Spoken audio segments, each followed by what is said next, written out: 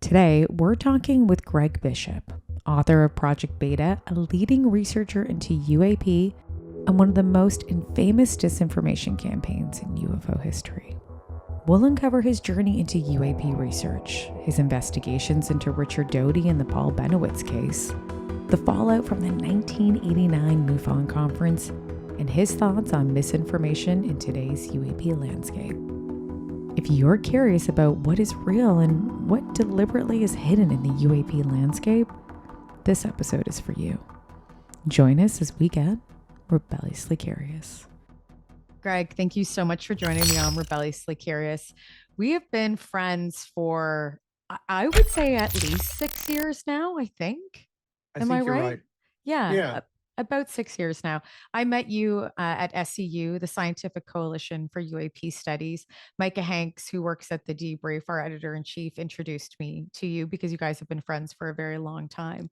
And I remember when I met you, the first thing I thought is, this guy doesn't like people right away. And I say that in the most appropriate and respective ways. And I think it's a compliment because you were one of those people that I think there's not many people in the world that will look at someone and don't always take them for face value, where you want to get to know them to see if you want to have a conversation or even a relationship with them, right? You're friendly, you're nice, but you can see that there's this moment where you stop and pause and you analyze that person to see who they might be and if they are who they say they are.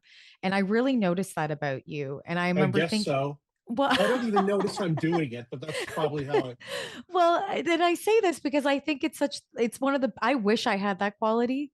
And I think it's one of the best qualities that people who I think are really wonderful people and good people inside can hold. And I think a lot of us want to learn that trait, and you have that. And the reason why I say that is I remember, talking to you and you're just, kind of analyzing the situation of myself and this and where we are. And I remember the one time I was sitting and then I was at the bar and I think I was by myself on my phone. And I think I was just maybe finishing my drink or something. And I looked over and I saw you looking at me and I was like, I think Gregg actually sees who I am. And I was like, that's really nice. And I remember thinking that. And you came up to me and you said, here's one of my books. And you gave me, and you didn't give me Project Beta. And gosh, I have the other book upstairs. There's a robot in the front, which I love. And it's a booklet of stories. It defies language. Yes. And I ended up taking that book and you said, I have a whole bunch of here and I just don't want to fly back with them. So here you go. And I remember thinking, that's so kind of you. But I also remember thinking, I really do think Gregg actually sees who I am as a person. And you don't get that a lot with people. And you don't always get that all the time with friends, right? Sometimes it takes a while for people to see that. But you really have that one trait where you're very discerning. And I think that I say that I think it's such an amazing trait to have as a person. It's a survival mechanism. I mean, if you're in this field for a while, you start to people will get very strange very quickly.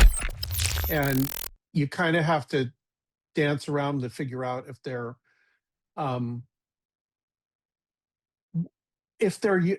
useful as somebody that you want to talk to or be friends with. I mean, because a lot of people in this field that just I don't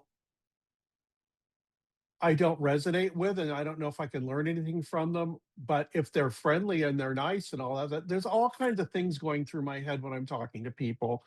And I met somebody at the Sol conference this last month, and he was the nicest, most friendly person ever. And I immediately invited him to stay because he said, I'm going to be in LA with my wife. And I said, oh yeah, I got a place to stay. I barely knew the guy, but they turned out to be very nice people. So I guess my radar was working. It's good. They stayed in the apartment that you stayed in. Exactly. And if people don't know, Gregg, and I'm not going to say obviously where, because that's not fair for your privacy, but you said Los Angeles. But Gregg, you've had multiple people that work in ufology or attached to ufology stay in that apartment in LA, and they've done work or they've seen people or have had meetings. And I think it's really wonderful. It's It's like, just a place for people to land, and if they're friends of mine, I offer it to them. I mean, it's like it's if you have a house, you offer people to stay as a guest at your house, and I've just got a second apartment with a locking door and everything, so it's like having your own, like, regular apartment in the middle of Los Angeles, and I think that for my friends, it's a really nice place for them to land, and also, for however long they stay, I can just walk over there and say hi or say, "Do you want to have dinner?" And I'll either make dinner or they can, or we go out or whatever. It's a way to get to know somebody or to visit with somebody that you already know. And so usually it's people I already know, but this guy and his wife, they just seem like nice people. And I took a gamble and it turned out fine. it's amazing. And see, again, a lot of people won't do that either. There's something about Los Angeles though that does that. I've noticed that with California more than any state I've been in the United States, that people are just more likely to offer their homes than anybody I've ever met. Even Canadians aren't Oh, like that as much. Like, I don't know, I'd say my family is, but it's just I've seen it more frequently in California than I have in any state. But you are also just that type of person, no matter the state that you lived in, that you would do something like that because it's just in your character. I either mostly ignore somebody or I'm absolutely friends with them. That's about it. Maybe it's because I'm a Scorpio. I have no idea. It's fair. I'm I'm actually very similar that way too. I have a lot of acquaintances. There's something that I'll say is like Yeah, a there's lot of term, acquaintances, but only a few like really close friends that I totally trust, and that's like 5 people. But yeah. then I've got like 50 people who I would, anytime I would hang out or have them stay here or whatever. That's just the way it is. And then there's like 3,000 people that I either don't know or I stay away from. That's it's fair. I'm similar. I call them they're porch people, and then there's living room people. My acquaintances are the porch people, but I only let a few people into my living room. And so Yeah. you are a living room friend for me, immensely. You've taught me so much about UAP and so many different ways, but even how to look at it from when we talk about it from maybe even an artistic perspective, that you have these Hmm. tarot cards that I'll show people here as well that are just so Yeah. beautiful. And then you also have this really wonderful, I think you were a spy in your former life, Greg. You have this really analytical way of Maybe thinking. Well, you do. You have this really wonderful way of it looking at happened when UAP. Yeah. Sorry, yeah, go when on. it happened when I wrote Project Beta, I just kind of, because of who I had to talk to, I had to slip into that spy mindset, and I found that I liked it. I do too. I do. Meaning you Yeah. you talk to as many people as possible. You make friends with who's valuable and that you like. You take in all information, and it may be useful in a minute, an hour, or 10 years. Um, and that you keep your own counsel about stuff. You ask people that you don't know, you ask them questions in ways so that they can reveal what kind of person they are. And all this is all going on in my head. I don't even know I'm doing it, but I just do that now. And also, I'm very private. When I go on a trip or something, I don't tell anybody where I am or what I'm doing. I don't tell them my personal life online. It's none of their business. Um, but yeah, I mean, it's funny. I'm really public about stuff and I'm really private about a lot of stuff, but it all has to do with, my kind of my comfort level about stuff. I don't like being paranoid, so I will push paranoid thoughts out of my mind, even though they might be true or there might be merit to them. I just don't like living scared. And I went through that and I don't want to do it again, which is why I do that. Yeah. Can you explain to people? I know a lot of people that have watched this podcast or listened to the show Mhm. understand who Paul I have an Bennewitz itchy is, nose. and Sorry.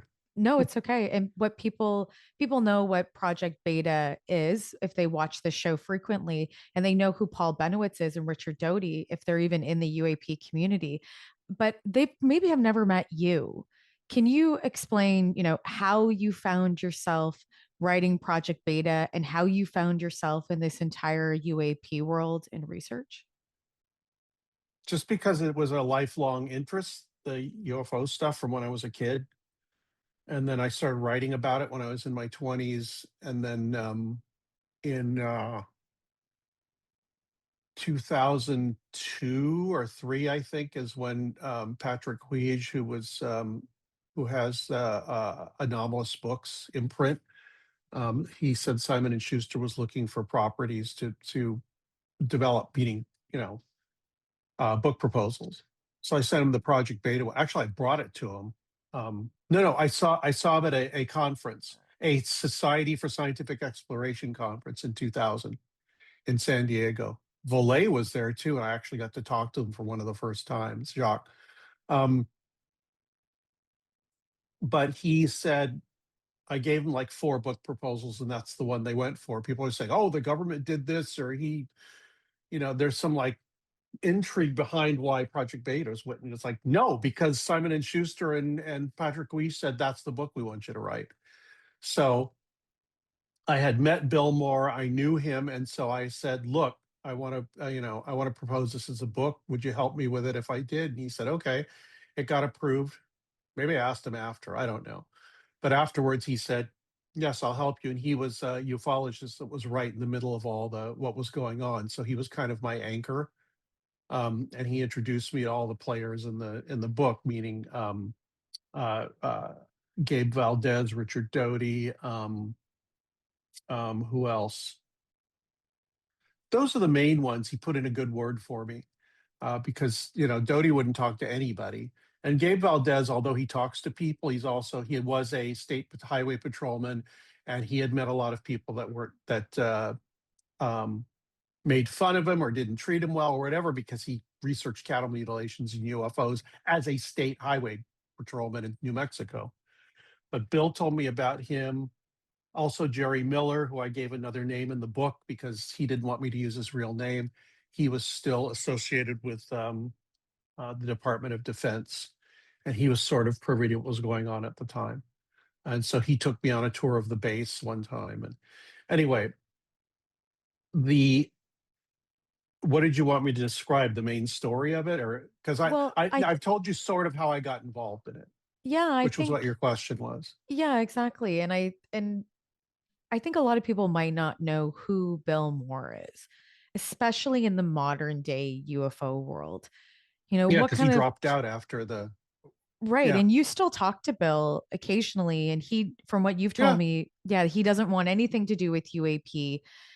He's pretty nothing at right. all. He's right. And so can you describe the character of Bill Moore and who he is? Because I think other people might forget. And we're going to get into this point about the conference that MUFON conference that Bill Moore speaks at in the 80s. And we'll talk about that because I want you to set the scene for us, but I'd really like for you to break down, you know, who is Bill Moore and like what is Bill Moore like? And for somebody that is now attached himself with the American government and along with Richard Doty and knows that he is doing some form of a misinformation, disinformation campaign on the UAP community when he's saying that he's part of the UAP community as a researcher is such a manipulative tactic. And so I imagine Bill Moore has changed and evolved as a person. But when you first met Bill Moore, what was your thoughts and how has maybe Bill Moore grown since those early days? I met him because he was working in an office a block from me in Hollywood. No way. Yeah, I somehow looked him up, and the address was a block away from me. So I think there's even a phone number, or maybe it was email. But anyway, I contacted him and I said, "Hey, I'm right up the street."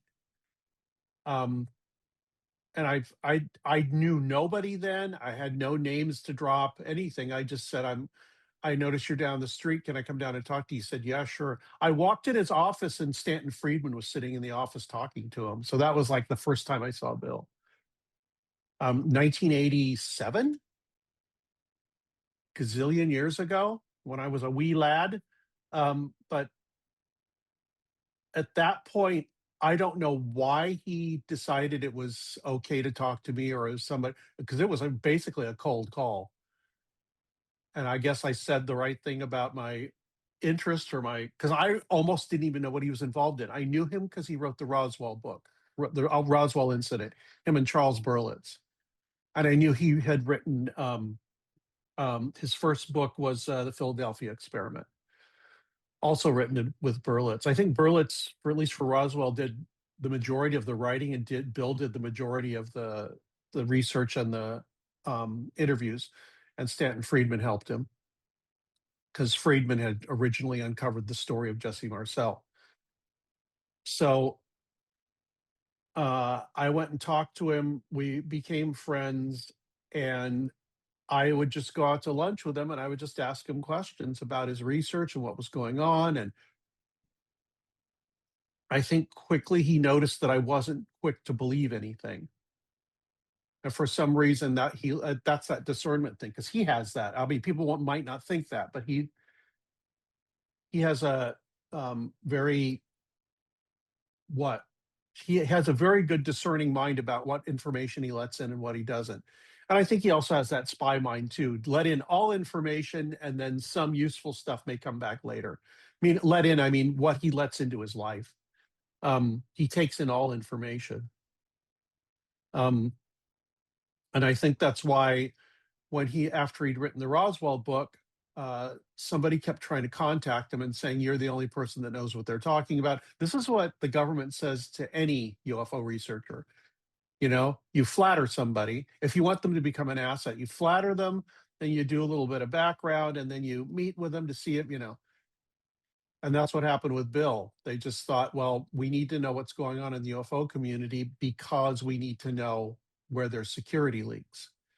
And the only way they could do that in the age before the internet was to have somebody that was there and telling them what was going on. They didn't care what people thought about UFOs. They didn't care about UFO sightings. They didn't care about what the civilian organizations did. All they cared about is if it impinged on national security or intelligence stuff.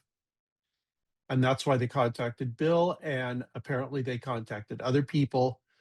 Some said no, some said yes, but nobody ever said they were doing it except for Bill, and he's the one that announced it publicly in 1989. But they sent him a letter saying, "You're the only person who knows what they're talking about. We really want to talk to you." And then they called him when he was doing radio interviews for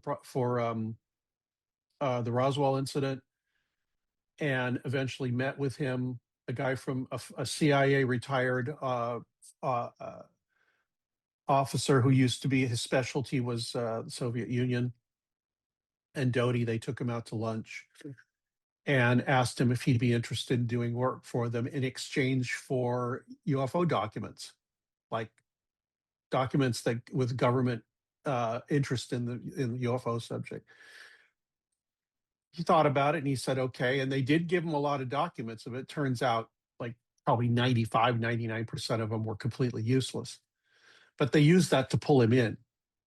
And that involved watching this UFO researcher called Paul Bennewitz, who was looking at and filming with an 8mm film camera what was going on at the Air Force Base next to him at Kirtland in Albuquerque. So they were worried about what he was filming, who he was talking to, because there were secret projects going on there. And sometimes you could sort of see them if you're outside the base. And he was seeing things take off at night from the ground, like straight up and fly over a mountain again. They weren't airplanes. They were probably very early drones in the 80s. And they were lit up and, so he told the Air Force he was seeing this and he thought that it was aliens and that they were present on the base, and he wanted them to know. And they were like, no, that's stuff we're testing. We don't want him seeing that. But they were testing him at night, so most people were asleep. Bennewitz happened to be up and recording. Most people would say, oh, that looks weird, and that would be it. But he was recording them, reporting them to UFO organizations, at least APRO, who he was a member, Aerial Phenomena Research Organization. And since Bill was also UFO researcher, they asked him to visit him, talk to him, and see what was going on. And so for quite a while, for probably 5 or 6 years, they kept an eye on him and even broke into his house and took some of his recordings and things just to make sure that they weren't revealing anything they shouldn't be. They just wanted to keep a close eye on him. and Bill would report on whatever he saw that was going on. Um, Richard Doty, who was in the AFOSI, Air Force Office of Special Investigations, was also tasked to get to know and become friends with him. And Bennewitz went in and presented his information. They said, "Come on in and tell us what you're seeing," because they wanted to know. And most people, I talked to somebody who was at the meeting, a guy from the NSA, and he said most people left except like 2 or 3 people, and Doty was one of them, and the head of base security was one of them, and I think there was one other person. Because all those people that were in the meeting are like, he's not looking at what we're doing, it doesn't matter, so they left. But he was still seeing a few things, so the relevant people stayed there and said, look, could you please keep telling us this? Basically, they just said, could you please provide us this information because it's valuable to the Air Force and we want you. And they didn't pay him or anything. They just told him that it was, it was something that they wanted, and they wanted to, have his confidence to be able to report these things. The problem was and there's so many people like this in the UFO community, where they will take ideas they have and turn them into theories, and then they think it's real, and then everything they see is based on what they've sort of the theater that they've made up in their mind about what's going on. I've seen this over and over again, which is why when people say that they drove Paul Bennewitz crazy, it's like he was kind of off to begin with. It's just that they didn't do anything about it and kind of encouraged it, which is bad because you've got some official person saying, "Oh yeah, this is very interesting," and all you're talking about is alien bases and an invasion and taking over and secret deals with the government. All these things came out of his mind with, as far as I can tell, very little encouragement from the government. There might have been some. And in fact, that Aquarius document that Bill was told to show him was apparently fake, and Bill knew it. He also told me that he hesitated giving it to him because he wasn't sure he wanted to do that. And he said the people in the government he was talking to said, "You better do it or the deal's off." So he said, I took it to Paul, I showed it to him, and I also told him to take it with a big grain of salt. Just be very careful about what you believe. And he said that Paul put it in his safe at work, at his place of business, and didn't ever talk about it. But he did see it, and it said basically the document actually said there were reports in there about stuff that Paul had actually recorded at the base, like piece of film depicting so and so light doing so and so. I think a couple of them were actually Paul's. So it looked like somebody very high up was really interested in what he was looking at. But it was the Aquarius document was almost certainly fake, and it was just created to make Paul think that he was more important than he actually was, or important in a way that they wanted him to think he was. Right, and that's such a tactic used by counterintelligence or any intelligence officials. Yeah, There is this and it was to one catch character. spies. The whole thing was to catch spies and to eliminate spy rings, which apparently it helped to do. But it also made Paul, so unstable that his family sent him to a mental health facility for like a couple of months, not years. And he didn't die there. People keep saying this. No, he was there for like a month or two, and then he came out and he sort of toned down everything, but he still was. And the government at that point just stopped dealing with him because they'd done what they needed to do, and they'd found out what they needed to find out, and they'd found out who was talking to him that might be a spy. Somebody would just talk to him and say, "What have you found, Paul? Give this to me." And it's like he could be somebody just gathering information for the Russians or Chinese at the time. Anytime you push somebody enough and they end up in a mental institution, the amount of mental health issues that they're having months or years prior is horrible. You have to really, really do some damage to push somebody into a mental institution and give them a lot of disinformation. You have to be gaslighting them, manipulating them. Those are the worst things that you can possibly do to somebody is gaslight them. And that's what the military industrial complex uses on people, and people that even work, if they're compartmentalized, they work within their own national security programs to do the same thing to protect secrets.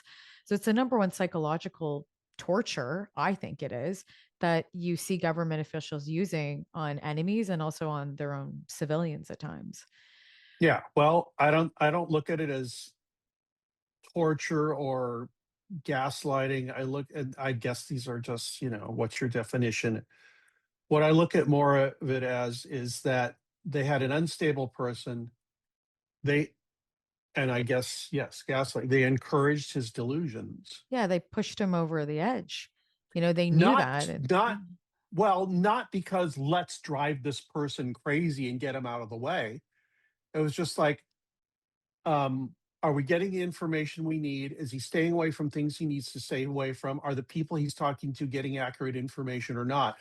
That was the important part. If he was going steadily crazier and crazier and getting more and more, needing more and more to be brought back from the edge, they didn't care about that. That's the unethical part. I don't think it was like, let's drive Paul Bennewitz crazy. It's more like, let's keep him from secrets and also find out who he's talking to. And if he's gone crazy, whatever, we don't care. Exactly. And that's extremely unethical. It is. Oh, I'm yeah. not saying it's right. And I'm Yeah. not saying, I think people should be prosecuted for it, but I'm not saying it wasn't people standing there going, let's drive Paul Bennewitz crazy and rubbing their hands together and giggling. No, it was, they just basically had a job to do and people's mental health or feelings didn't enter into it. Yeah. And now there is this character named Falcon in the book, and we don't Yeah. know who Falcon is. We've never actually know to this day who Falcon is. Can you just explain? Because I even sometimes have a trouble understanding the full grasp of who Falcon is and how he played such an integral part. Like, we know he was working alongside Richard Doty and he was working within government, but can we break down that character? And then I'd also like to know your perspective, if you're open to sharing, who you think Falcon is. A guy named Harry Rositsky, who was a CIA Soviet specialist, and he actually had books by. When I found out his name, I started buying a couple. I bought a couple of his books, and they're basically books about how does the CIA deal with Russian intelligence, and how does it deal with that country in regards to intelligence operations. And by the time in the late 80s, he was a veteran of World War II. He was in the OSS before it was the CIA. So, and he worked with Reinhard Gehlen and all that stuff. I mean, he was a real veteran. And his specialty became, and I think Gehlen he was the head of intelligence for the Nazis. And so after World War II, the United States grabbed him. And so at that point, he was telling the United States what they knew about Soviet intelligence so they could get a head start on that as the Cold War started. It didn't matter they were it's just like paperclip. It didn't matter they were working with Nazis. They had to stay ahead of the Soviets for whatever, I mean, Right. by whatever means necessary, Right. So They were working, like, Americans were working with Nazis. That's been documented, and a lot of yeah, them did flee to Mexico. So I wouldn't be surprised to hear this. yeah. I mean, all of this is unethical, but it's spy work, and so whatever gives your side an advantage, that's what they'll work on. Yeah, and I think it's wrong, and I have morals like everybody else. But I can, when I look at it, it's like we don't care as long as the Soviets don't win. And if you have that attitude, a lot of stuff can be swept under the rug, involving people's lives and mental health and all that other stuff, and their human rights, etc. But Rositsky was he was retired at the time, and they brought him out of retirement because this is what I know from talking to Bill, just Bill actually. They brought him out of retirement, and of course, he would have been retirement age then. I mean, if he was working in World War II, he was probably in what, like it's probably his 70s or 80s by the time Bill talked to him. I think, I mean, you can look up his biography online, and I don't know if this is actually true or not. That's the person Bill confirmed to me. After he said he'd tell me if I guessed. He wouldn't tell me for a long time. And the person was actually on my list of people to ask him about. So every time he's just like, nope, nope, nope, nope, nope. I thought it was Miles Copeland for a while, Stuart Copeland's father, the guy from the Police, the drummer. Oh, His father really? was a CIA station chief in Jerusalem and a few other places. And I think he had a specialty with the communists, but So what made you out think of that though? What made you think not the drummer, but what made you think that he was Falcon? Bill said he would tell me if I guessed, so I put up a huge list of people, and I hadn't gotten to Rositsky yet. He was on my list, and Bill actually at one point, after like 2 years of who is he, who is he, who is he, 2 or 3 years, he finally told me, and I said that person was on my list. Oh my God! He said, well, it's not that he's not an unknown person. There used to be a site online that would show you all the. It's not around anymore. I think I have screenshots of it based on open source information. It would show you who knew each other, like these maps of circles with people's names on them and organizations. There are lines drawn between them all, hundreds of these little lines. And Miles Copeland was in there, and Rositsky was too. CI chiefs like Colby and people like William Colby and people like that, who knew who, what organizations they were connected to. And Rositsky was in the middle of a bunch of those webs, so he was one of the people I was going to guess. So Bill finally told me. I announced it online, and apparently some people got upset about it. And so there was a little bit of blowback, but it didn't happen to me, luckily. So who then, He had breaking passed down, away who at the is, time already. oh, so interesting. So that's maybe why Bill felt it was okay to say his name. Yeah. And I'm sure a lot of people have used the fact that Rositsky was most likely Falcon to do some research, but I haven't really heard a lot about it yet. I haven't gone any further with it. Can you break down Falcon as a character? He's a real life person, but within Project Beta, and I would say as he's not even fictional in the book, he's a real person in the book, but as his, trope of a human. The CIA this is what I've been able to find out, partly from Bill, partly from other people, partly from open source. He was brought out of retirement because he was a specialist in the Soviet intelligence community and knew it inside out from the beginnings. So sometime in the late 70s, the CIA decided there's a lot of projects going on. This was during Carter and then Reagan. I think this was mostly during Reagan, of course. We need to find out who from the Soviet Union and any other adversary like China is in the US, what they're seeing, who they're talking to, consciously or not, because a lot of people they wouldn't tell them they were Soviet agents. They would just say, look, I'm a UFO researcher and I'm interested in these films you have or whatever. And since a lot of this impinged on military stuff, or could,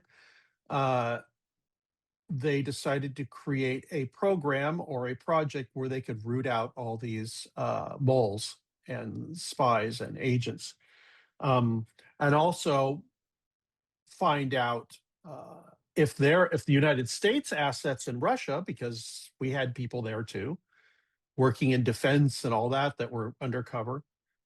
We have to find out whether those people have been compromised and if we have to get them out of the country or protect them or warn them or whatever, because they would monitor chatter and they could hear what people were talking about or figure it out, even if it's in code or whatever. So people think the Bennewitz thing was an effort to silence the UFO community or get UFO information for the government or whatever. It wasn't. It was a part of a very big project to find out this information that I've just described. And part of that, I asked Bill, I said, what was the Bennewitz part then? He says, imagine you have a 24-hour long stage play. And it's about this operation. He said the Bennewitz part would be about a minute or 5 minutes of the entire 24 hours. But it's part of the plot. It's a cog in the wheel. It's just not as big of a cog as UFO people think it is or was. This is just a tiny part of a huge operation, but it just happens to impinge on the UFO issue in the UFO community. And the only reason it was part of it was because the UFO subject is connected to national security and defense. It always has been, always will be. That's just part of it. I don't think the government's interested in what UFO researchers know. They probably already know it already. What they're interested in is what they know that impinges on national security. So that's what this operation was about. And he said that, and if you looked at it as a play, then Falcon was one of the producers, or maybe he was one of the directors, because they had different, a play can have more than one director. So like this director directs these scenes, this director directs these scenes. Falcon just happened to be directing the part that Doty and Moore and Bill and Bennewitz were in, amongst other people. And I think he said, and you can imagine Colby, I think William Colby was the director of the CIA at the time. He said he would be the producer of the play. And then all the actors would be people like, Bill and Doty and Bennewitz and Gabe Valdez and other people involved at the time. Gabe wasn't involved. He was there and he was an interested party and they knew who he was. But if I could give anybody an idea what was going on, I think that's the best metaphor you could have. It was a giant play, and only a teeny tiny little bit of it was the Bennewitz thing, and it basically all that was one little tentacle that was going out trying to catch Soviet spies, who they knew, what they knew, who they knew in the United States, who they knew in Russia. They were trying to trace these networks, and the Bennewitz thing apparently provided a few of these things they could trace. And once it was done, they just stopped talking to him. It's like, okay, the operation's finished, so it's not anything we need to worry about anymore, and we're moving on. I think that's kind of what's going on now. Yeah, I remember Richard Doty said to me in the interview I did with him earlier this year. Yeah, it was that he believes that this was obviously bigger of a larger program, right? And that there's programs that are still going on today that are remnants from the programs that were happening in the 80s then. Do you think that's still the case? And if you Yeah, and if I'd that is agree the with case, him. have you seen it's so hard because I kind of look around and wonder sometimes Oh, there's no within. way for me to tell. I don't Yeah, know. it's hard to well, and I think those are things that we don't find out, until 20, 30 years later when, things start to surface and people come forward. But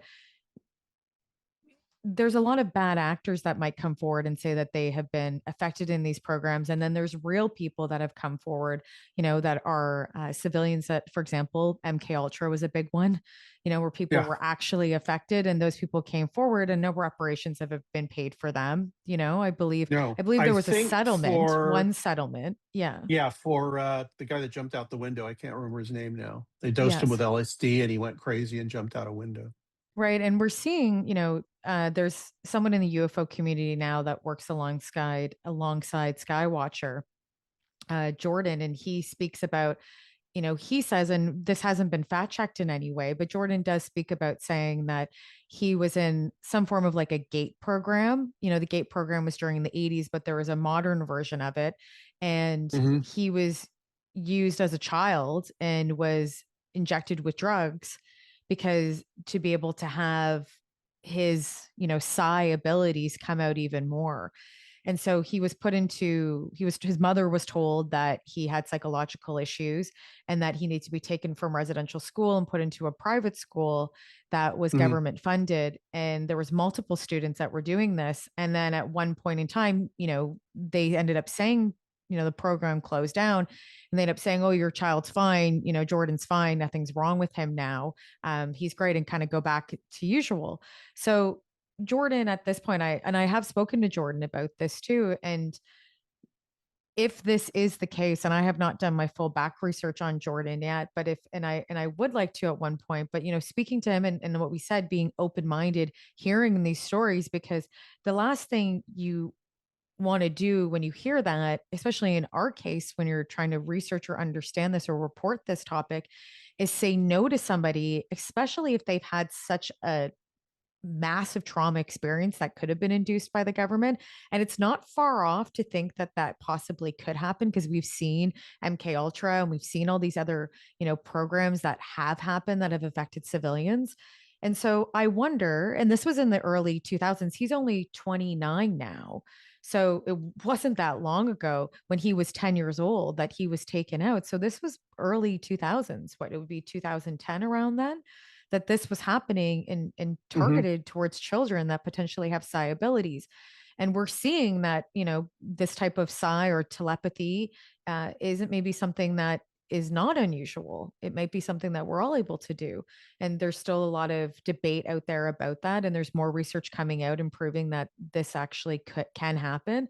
And so if Jordan says what he says and it is honest in that, then this is a child that was taken from his home, from his parents, and was tested on and was given multiple amounts of drugs to Hmm. be able to induce his psi abilities. Like, you can't do that. like, it, No, no, I'm still waiting to find out whether that is actually true. It doesn't seem out of the realm of possibility, but I'm hearing it more now. And it's either because a lot of people are putting their experiences in that context when they hear that, no matter what they might be. I mean, I wasn't taken out of school, but I was actually tested and put in different classes when I was like, I don't know, I think 9 years old, for about 4 or 5 years, and then I wasn't in those classes anymore. And they were just like accelerated learning or whatever. And I suppose I could say that I was, you know, put in some kind of program, but it just seemed like it was a program for kids that wanted to do other things and didn't get along well in a classroom situation. I mean, I went into a classroom, but it was just me and a bunch of other kids doing what we wanted to do and then reporting on what we did. So they trusted us to do work. But that was, I don't know what that was for, except for that I wasn't doing well in normal classes. And my parents said, "What's going on?" They had me tested. The government didn't do it. Um, but you know, I think there's a place in which I could possibly think that that had happened to me, even though it didn't. There's also a place where I don't even know about that happened to these people, and so many people I've talked to where they say the same thing that Jordan said. So I don't want to I don't want to think it's real, but my mind's open about it. And yeah, it's completely unethical. I mean, there's stories about them doing this with Native Americans too, and if who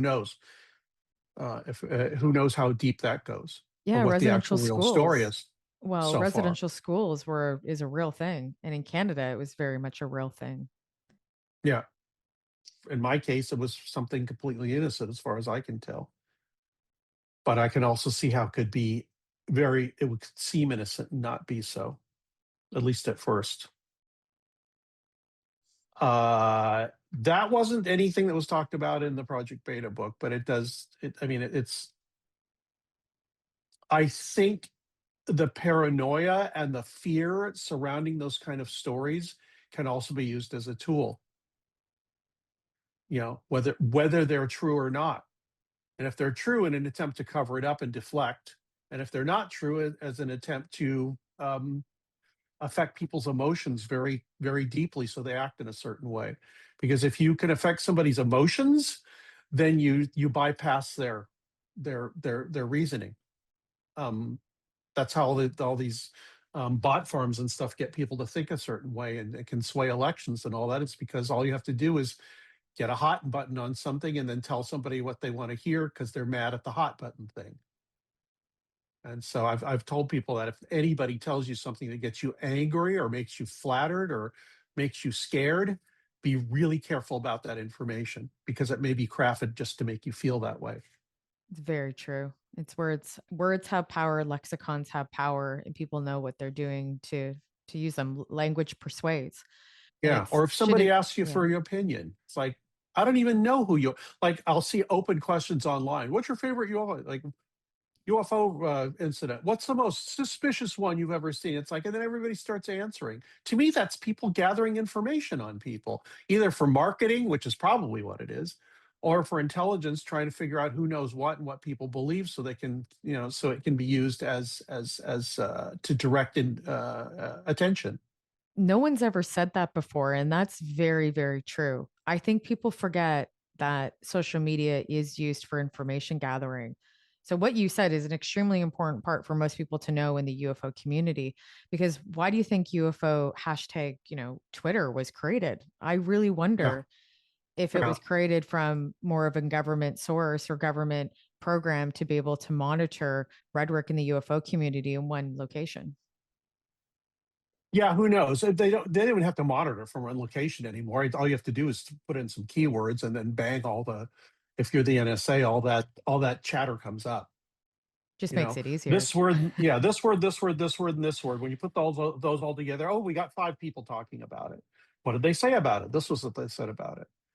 You know, and your opinion about something or what you think is good or bad or whatever, I think that's, you know, that is useful information, which is why I try not to put my opinions up online very much. I talk about them in shows, but you know, I don't want them available for people right away. I mean, I very rarely express an opinion on anything online. It's just because want I don't want to make it easy. You were present, I think you were 25 at Bill Moore's speech when he talked about, Richard Doty and the government, working and doing this disinformation campaign on Paul Bennewitz. You were at the MUFON conference. Can you explain the feeling in the room after Bill Moore came forward and said what he said about Paul Bennewitz and the government and how they were targeting Paul? Can you explain the atmosphere, what people did, how people reacted? Because this was the 80s or the 90s, I believe. And so 89. 89. So people were not, there was no Everybody internet. knows how old I am. Well, there was no like social media, right, on the Nope. internet to be able to push this forward. So how were people reacting? Because I would imagine that the reactions would be different than today. We would see a lot of this online and it would be vast. But what was it like in that room? What people ask me the same question, I say it's the best speech I've ever seen on anything because of the reaction. People were so mad. You can find it online now. I mean, the recording's up online. It was Falcon who sought me out in September of 1980. And it was Richard Doty, then with AFOSI at Kirtland Air Force Base, who soon came into play as the middleman in that process.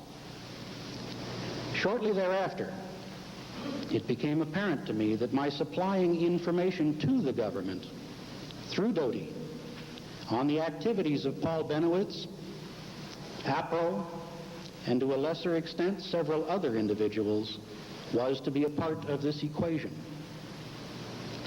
I also discovered that whatever it was that Bennewitz was involved with, he was the subject of considerable interest on the part of not one, but several government agencies, and that they were actively trying to defuse him by pumping as much disinformation through him as he could possibly absorb. Being a very small part of that process gave me, I thought, something of an advantage. It became my intention to play that advantage for all the information I could get out of it. Bennewitz, for his part, continued to make what, in my opinion, seemed to be increasingly irrational claims, most of which gave every appearance of having been influenced by a heavy blanket of disinformation mixed with a small but significant amount of truth. The problem was always one of keeping a level head and trying to carefully sort the shit from the candy, something which Paul didn't seem to be very good at. But then Paul was by that time very emotionally involved with the affair and rather skeptical of advice from any quarter unless it supported what he had already decided was the truth. And you can't really hear the audience, but you could hear like shouted things in the background because the microphone was just up where Bill was. They interrupted him throughout the entire thing. There were people that were shocked. There were people that were angry. There were people that were both. One person ran out crying. It was just, it was the most dramatic talk I've ever seen, just because of the audience reaction. And everybody kind of knew that he was going to come in and say something about, because there were rumors that he was cooperating with the government, with intelligence, and he just came in basically and confirmed it, which made everybody even more upset. So,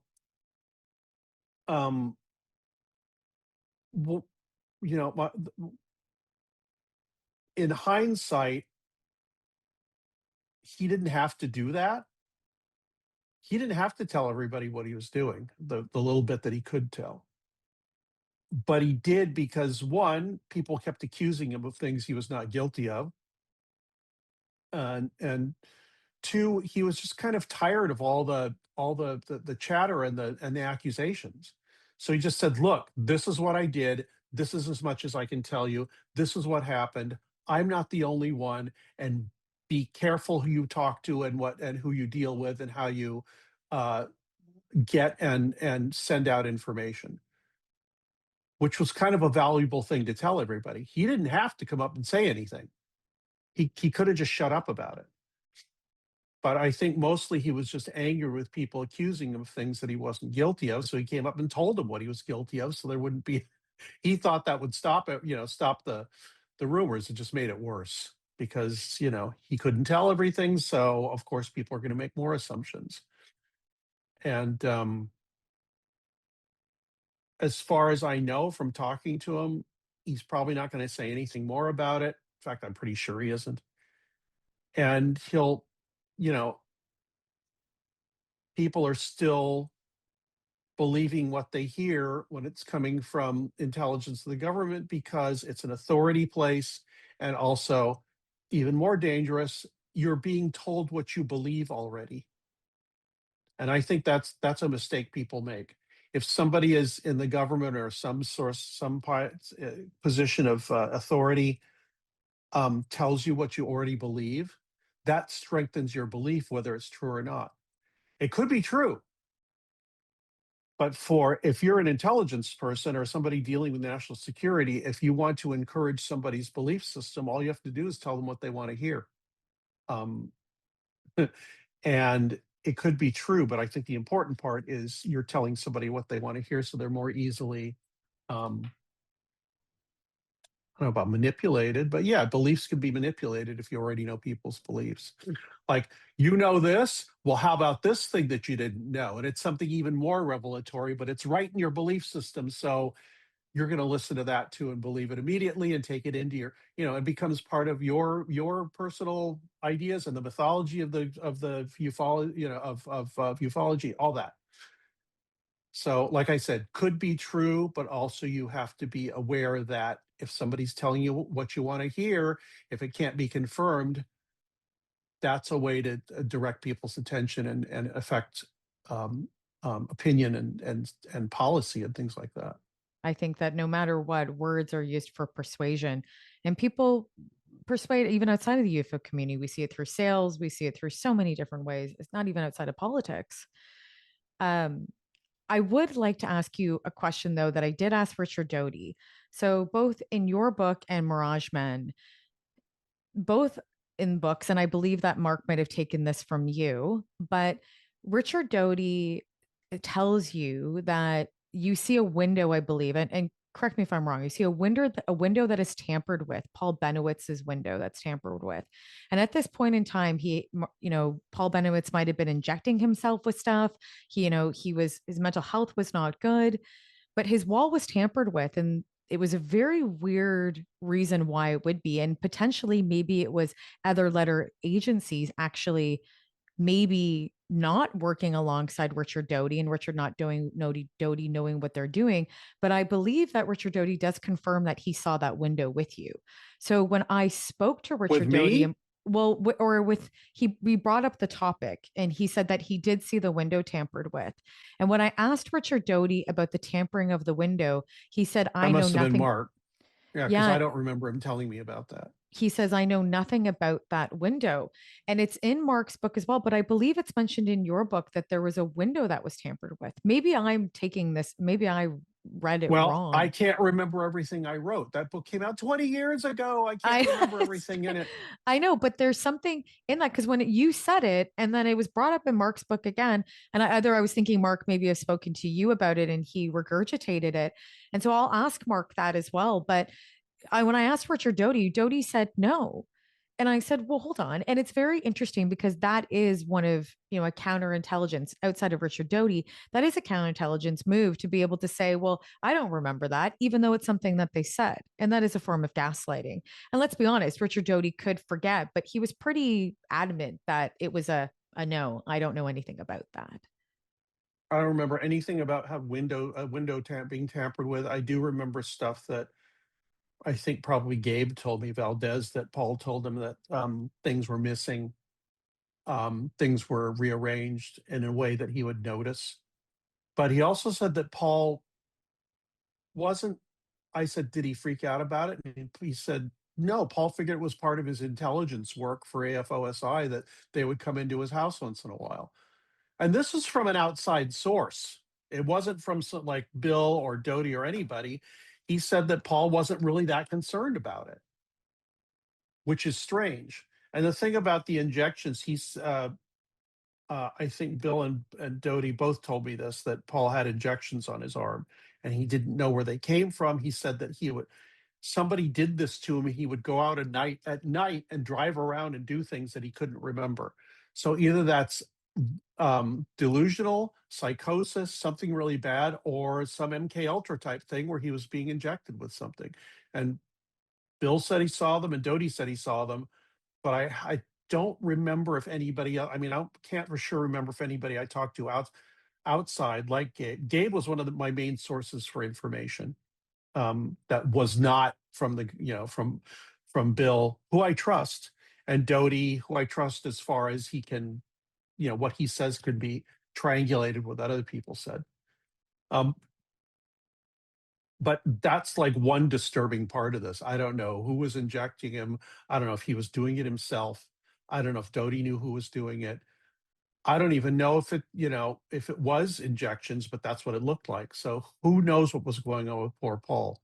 And that's like this loose end that I've never been able to tie up, really verify or anything, but it's disturbing. So my last question to you, Gregg, is how do you see the UFO community or just the UFO topic evolving in the next 10 to 20 years, or maybe even the next 30 to 40 years? I think that science and the social sciences and academia will continue to be interested in it. I don't know where that will take us, but I think it will change the sciences. Because the way the science is set up now, it can't meet the subject in the way that it's presented to people. It can't be repeated. It can't be falsified, any of those things, all those parts of the scientific method. The only thing is that there's something going on. It's definitely going on. Most of it is experienced by people. And not too much of it is recorded with scientific instruments. And I think only scientific instruments can only tell us part of the story. I think the focus on the witness and what the witness has seen and the data gained from what most people talk about subjective experience will become a lot more important. I also think that the government side of it will, in the next couple of years, probably diminish. I don't think anything's going to be disclosed because I don't think that the movement is to disclose anything. It's to have a appearance of disclosing things, and who knows what the motivation was for that in the first place. I think it has to do with security and intelligence and military hardware and all that stuff. I think that's part of it. The upshot of it is, though, that many more people are interested, and suddenly, as I said, academia and the sciences are okay with looking at it now. And that's a wonderful fringe benefit. But I don't think anything's going to be disclosed, and whatever is, I've said this before, whatever is done with this subject and the military, when they are finished with what they are doing right now, they will stop and everybody will go, what happened to disclosure? It's like, well, that wasn't the point. That was just a ancillary reason or part of it. But, and I think a lot of the people involved with it, including people everybody are suspicious of, like Elizondo and I guess Chris Mellon, I think they have an absolute 100% sincere interest in this and they want to know what it is. But they're also doing a job. And we don't know what that job is. So, I'm careful about part of it for myself, but I also I'm very cynical about this because of what has happened in the past and what it's been used for in the past. And I hope some more good comes out of it. A lot of good has come out of it already, But I don't think that ultimate answer or confirmation is going to come from the government, at least not in the way that people want it, because it's already come from the government in the way people want it. And we still have no concrete proof. So when I was at MUFON, when I gave a talk, somebody said, when are people going to take this seriously? When's the public going to realize that it's important? And I said, why is that important? Because what they were saying was, we want somebody in authority to come in and say, you were right all along, there's something going on. And so I said, why is that important? Because I was trying to point out that's an ego motivation. That's not a motivation mostly from curiosity. I said, you know what's going to be the disclosure? You people here in MUFON and other people doing good work and making breakthroughs that the government doesn't need to put its stamp on. And I may be naive and stupid, but it just seemed like, I think the answers are within our power and within our grasp. And we have a lot of the information already. We don't need anything from the government. Ask an abductee. There's like, why do I need the government to tell me this is real? And so hopefully all this interest will get it to the point where people realize that it's something that is, even if it's not provable in the classical way, that it is an actual real thing that's going on. And most likely it is coming from a species or a consciousness or whatever that's not ours. I'm pretty well convinced of that there's something that interacts with us that's not us and is not human, but I don't know where that comes from. I don't know what it is. I don't know what the nature of it is. If I had been abducted, or been abducted a few times or was a contactee, I might have an idea. But it's there. It's just that I think the answers are going to come from us, not from some official person. 100% agree, Greg. And I think we have to, I say this a lot too. I think people need to start believing each other and listening to each other, because there's more of us, of them. And so I think that we need to have these conversations like we're having now.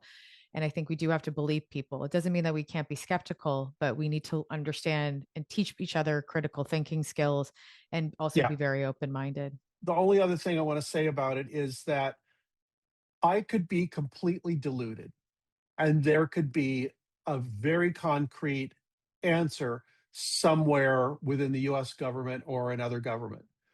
And other governments have already admitted that it's going on. They don't know what it is.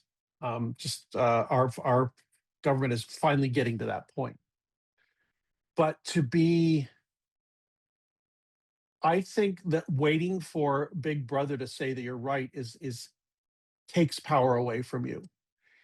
And even if they really do know what's going on, they really are going to admit it.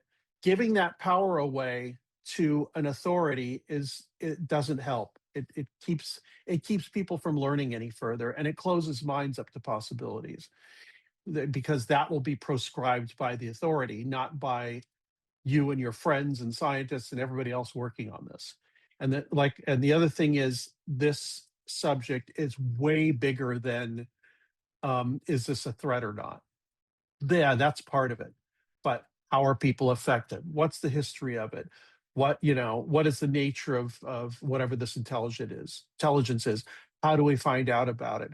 How do we possibly take ourselves out of the equation to figure out what this thing is? And I don't know if there's any way to do that, but it brings up so many other questions than just, does the government UFO know that UFOs are real or not? I think they already know that, and we know it too. So why ask them for permission? A great way of saying it. Do you ever think we'll find out? Do you ever think within our lifetime that we'll know? I don't know. I think we'll know that it's a real thing. We already know this. More people have this. But I think maybe in 10 or 20 years, people will say, yeah, this is a real thing. It is not us, but also it doesn't seem to change our lives any. So we can look at it in an academic way. We don't have to worry about it in a way that it's going to, because the big question is it going to affect society, or, our institutions going to fall? Well, if it's admitted, or people find this out, and the stock market keeps running, and people still have to go to work, and families have to be raised, and drains have to be unclogged, you can look at it in a way that's not going to frighten you, because it's just kind of like, I mean, it's an existential question, sure, yes, it's an ontological shock, but once you get over it, you still have to go to work. So I think it'll affect the way we think about ourselves, but I don't know if it's going to affect the way that society is run at all. Unless there's some inflection point where we really have to pay attention to it for some reason. Until then, we can exist, and the phenomenon can exist alongside each other like we always have. My fear is that we're only going to look at it through one lens, and then it'll become that thing, even though it's this massively huge issue and not just a defense issue.